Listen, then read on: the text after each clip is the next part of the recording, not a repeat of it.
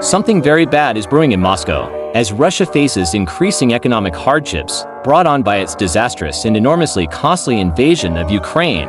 Its leader, Vladimir Putin, is resorting to the most desperate measures. He's eradicating generals, stealing assets from those he once called loyal advisors and friends, and ordering his intelligence agency, the FSB, to essentially cannibalize the Kremlin from within in a frantic scramble for power, money, and resources. The chances of this ending well for Putin or any of his Kremlin cronies are non-existent, but it appears to be the only option left open to him, which just goes to show how bleak the situation has become.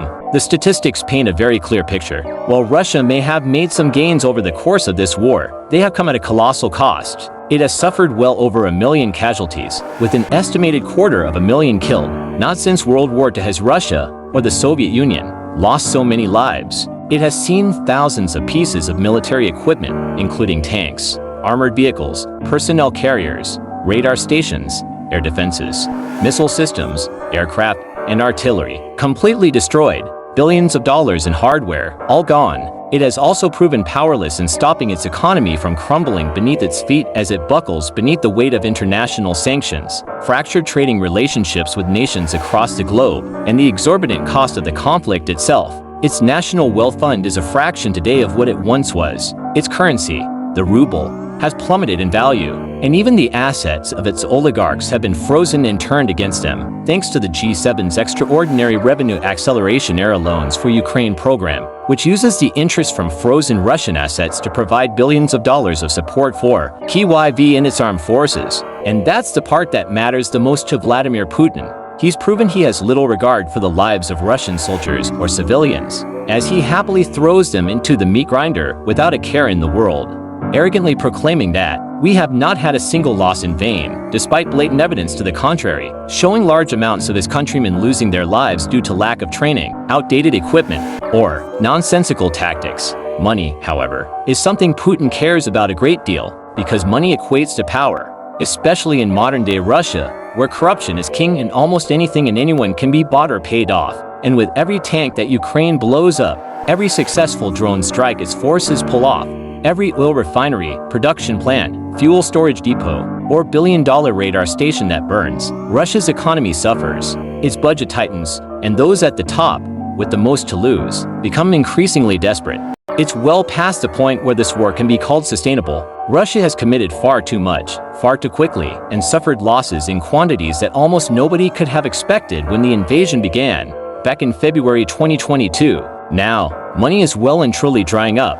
Construction projects across the country are suffering disruption and delays, while big Russian banks, like VTB, are finding it increasingly difficult to cope with the large amounts of loan defaults and huge financial strains imposed upon them. In short, the Russian regime is running out of money.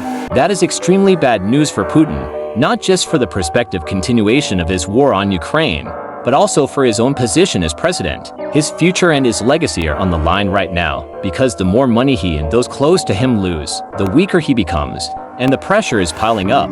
Across Russia, regional governors are begging Moscow for money to fix their crumbling cities and collapsing infrastructure. Even Belarus, one of Russia's closest long-term allies, headed by what many see as a Putin puppet in President Alexander Lukashenko, has recently called on Moscow to provide financial aid to support its state budget, which is running at a major deficit. The Kremlin has very few remaining options to pay its debts and keep up with the costs of the war and keep its country afloat. It can't do what a lot of other countries around the world do, like asking for loans or support from allies, since it barely has any allies left, and any country that continues to do business with Russia is at risk of losing more than it gains, due to international pressure, sanctions, and tariffs. With options, time, and funds running out, Putin has resorted to the most desperate and dastardly of measures. He has begun using the Russian Federal Security Service, or FSB, the successor to the Soviet terror KGB, to steal and seize assets from its own generals, high-ranking officers, former ministers, lawmakers, and other individuals who once held positions of authority and power. These are people who have dedicated their lives to Russia, only to be stabbed in the back by the man who runs the country. Once again,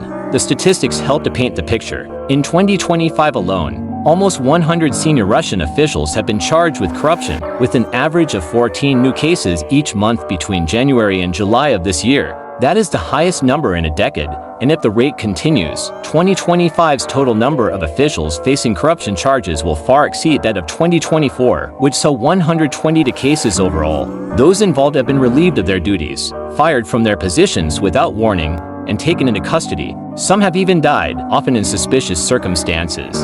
The most dramatic and widely discussed case of this kind was that of former Russian Minister of Transport, Roman Starovoyt. Starovoyt assumed his role in May 2024, having previously served as the governor of the Kursk region from 2019 to 2024. He was also a lifelong supporter of Putin's United Russia Party. On the morning of July 7th, Starovoyt was fired by Putin for unknown reasons. Later that day, he was found dead in a park on the edge of Moscow, having suffered a gunshot wound to the head. Only a couple of months earlier, Starovoyt's successor as the governor of Kursk, Alexei Smirnov, was also relieved of his duties and arrested, charged with embezzling billions of rubles that were allegedly intended to strengthen fortifications in the region. In the summer of 2024, Ukraine managed to break through Kursk's defenses with ease, capturing dozens of settlements and villages and establishing a small buffer zone over the border into Russia, before eventually being pushed back. According to the charges filed against him, Smirnov failed to use the necessary funds to prevent that incursion, instead siphoning off money for himself.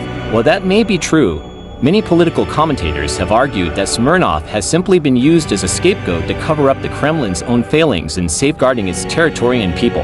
Andrei Pertsev, a Russian journalist who works at the anti-Kremlin news outlet Meduza, stated, "They tried to make him the scapegoat, as the incursion mainly happened because there weren't enough soldiers to protect the border. But it's easier to put the blame on a civilian official." Russian media, meanwhile, has pushed the narrative that Starovoyt killed himself, as he may have been implicated in the Smirnov case or might have faced similar charges and couldn't cope with the pursuit, raid, or the threat of a future behind bars. Many of the mourners attending the former transport minister's funeral disagree with that consensus, with some suggesting that Starovoyt was not the type of man to take his life, and that something more sinister may have happened. What's even more interesting and bizarre is the fact that another transport ministry official died the very same day as Starovoyt. Andrew Kornikik, who worked under the former minister, was said to have died of acute heart failure by the authorities at the age of 42. It may just be a coincidence, but these kinds of coincidences seem to occur with alarming frequency in Putin's Russia. In recent years, there have been numerous cases of officials and lawmakers suddenly falling out of windows, taking their own lives, or dying in other unusual and unexpected ways. And while Starovoyt is certainly the most high-profile recent case, he's far from the only one. In July, Maxim Yegorov, the former governor of the Tambov region in central Russia, was arrested and placed in pretrial detention, facing charges of abuse of power. Yegorov served as the Tambov governor from 2021 to 2024, but has suddenly been accused of accepting a large bribe. Alexei Soshnikov, former head of the capital construction department of the Belgorod region, was also taken into custody in July, facing large-scale embezzlement charges. So, too, were a couple of his subordinates. Along with Novosibirsk businessman Sergei Petryakov back in July, the vice-governor of Belgorod, Rustam Zaynulin, was also detained and charged with fraud related to thefts of funds that were intended to be used for construction protective structures along the region's borders. Another case with strong similarities to that of the former Kursk governor, Alexei Smirnov.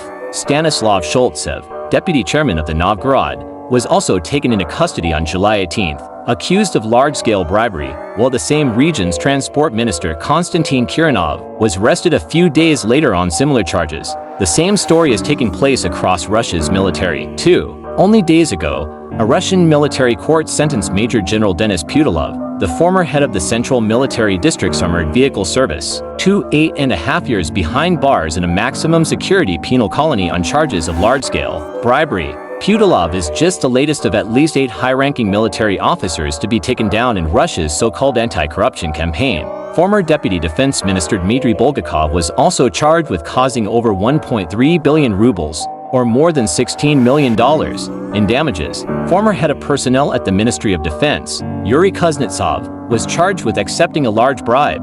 Major General Valery Muminchinov, deputy commander of the Leningrad Military District for Logistics, was also arrested, as was Lieutenant General Vadim Shamarin, deputy chief of the General Staff, sentenced to 7 years behind bars. Major General Ivan Popov is another victim of the campaign, receiving a 5-year sentence for supposed deadly stealing metal that was supposed to be used to build fortifications in the occupied Zaporizhia region of Ukraine. while Russia's former deputy defense minister, Timur Ivanov, got one of the biggest sentences of all, 13 years in prison for accepting large-scale bribes. And the list goes on and on. With every week and month that passes, it appears that more and more people in positions of power across Russia, but especially in border regions near to Ukraine, are being relieved of their duties and charged with corruption. In the vast majority of cases, it's likely the charges are real or at least have some degree of truth to them. Corruption is part and parcel of life for those in positions of power across Russia, and many officials have no scruples when it comes to increasing their wealth and improving their quality of life via any means available to them. However, for a long time, this sort of corruption has been allowed to take place without much punishment. There was, in effect, an unwritten rule of Russia's high society that allowed officials to take bribes and siphon off funds now and then, an unofficial perk of being in authority. But that's all changing now. As Pertsev puts it, there used to be rules where people knew that once you climbed up high enough, they wouldn't mess with you. You had guarantees, and everyone understood the rules. But they do not work anymore. Carnegie Politica analyst Tatiana Stanovaya agrees, saying something within the system has started to work completely differently. Any action or inaction that, in the eyes of the authorities, increases the state's vulnerability to hostile actions by the enemy must be punished mercilessly and uncompromisingly. Stanovaya added that there is now a growing sense of hopelessness among Russian officials, and going forward, the system will be ready to sacrifice increasingly prominent figures. While the Kremlin will never admit it, there's no doubt about it. This is a purge. Experts like political scientist Yekaterina Shulman agree. Shulman told Novaya Gazeta, for an autocracy to survive, it must instill fear, but without unleashing full-scale terror. What we're seeing now is that each new arrest is not publicly framed as part of a broader campaign or purge. On the contrary, the system avoids that language. Meanwhile, growing risks for officials, the redistribution of assets, and the inability to leave the country safely are among the key destabilizing factors in today's Russia. Nina Khrushcheva, professor of international affairs at the New School in New York City and the great-granddaughter of the former Soviet Union leader, Nikita Khrushchev, agrees, comparing the current climate in the Kremlin to that under Joseph Stalin. This is something we have not really seen since 1953. Russia's leadership has always been capable of this kind of action thanks to the immense power of its FSB and formerly the KGB. But for some time, Putin has seemingly resisted any large-scale purge. He's still had officials arrested here and there, but not to the extent seen today. So why now? Why has Putin decided that the time is right to start turning his back on those in higher positions, those who have, despite some controversies and corruption, largely shown loyalty to the Kremlin and its cause? The answer is simple: money and power. Putin is using the FSB to take out wealthy, high-profile targets in order to steal their assets and strengthen his stranglehold on the country. And the evidence of this is clear to see for those who know where to look. For example, not long after the former transport minister Roman Starovoyt killed himself, the FSB effectively took control of all of Russia's ports. In late July, Putin signed a new decree stating that any and all foreign vessels wishing to access a Russian port will first need to seek approval from the FSB. That gives the FSB unprecedented power to control everything that is flowing both in and out of Russia for the foreseeable future. Similar stories are occurring elsewhere. As governors of border regions are randomly arrested and locked up, Putin is granting the FSB greater control within those regions, while replacing their former leaders with loyal puppets and underlings to do his bidding. Over in Dagestan, too, officials are being rounded up by the FSB and the state is seizing control of lucrative oil terminals. In the fuel industry, too, the FSB exerts a troubling level of control and influence, because oil is vital for fueling Russia's war effort in propping up its floundering economy. That's one of the reasons why Ukraine so often targets pieces of energy-related infrastructure, like fuel storage tanks, depots, refineries, and oil pipelines. It's also why oil bosses and other officials so often seem to fall out of windows or randomly go missing, because the FSB either wants to shut them up, take what they have, or both. And as time continues to pass, it's like that. Even more of these arrests, corruption charges, and perhaps even suspicious suicides and deaths will follow. Oligarchs, generals, energy bosses, ministers. Almost nobody in Russia is safe from a purge like this, which only seems to be building up in intensity. The message is clear: the Kremlin needs cash, and it has no qualms taking that cash from people who have largely been loyal servants in the past. Through the FSB, it's targeting higher-ups in fields like construction, transport, natural resources, and the military. And none of this is being done for ideological reasons or the benefits of national security, or even, as the Kremlin claims, some mission to stamp out corruption. It's purely about transferring as much wealth and control into the hands of those in charge. But when digging a little deeper, there's also another reason behind Putin's purge of generals, lawmakers, and other officials: fear. As discussed in one of our recent videos, rumors are rising across Moscow and beyond of a possible coup or rebellion among the Russian military against the Kremlin, as Russian soldiers increasingly see the futility of this war and the utter disregard that Putin and other government officials seem to have for their lives. Many are believed to be growing increasingly frustrated and resentful. Even at higher levels, officers, generals, majors, and more are seeing their fellow high-ranking officers randomly and unexpected stripped of their titles, charged with corruption, and thrown behind bars,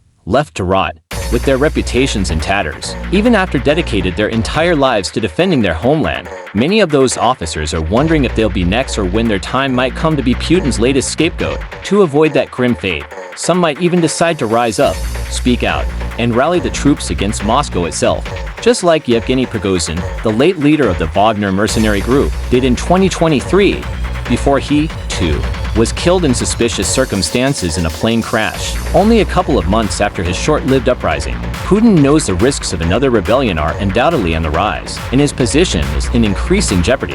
That's why he's doing everything he possibly can to strengthen his position and provide power and wealth to those he trusts most within the FSB, no matter the cost, no matter the loss. He'll do whatever it takes to maintain his position of power. The only question is, will it all be enough? At a time when Russia's military is continuing to suffer incalculable losses, its economy is in a worse state than it's been in years, and its people are struggling even to feed themselves. How long can Putin really hold on? Learn more about the chances of a possible coup against the Kremlin in our recent in-depth look at the situation in Moscow, or check out how Ukraine recently slashed Russia's energy infrastructure, dealing a massive blow and leaving Putin with yet another expensive problem to solve. Make sure to subscribe to our trusted channel, too, so you can stay informed and up to date on everything that's going on across Ukraine, Russia, and beyond.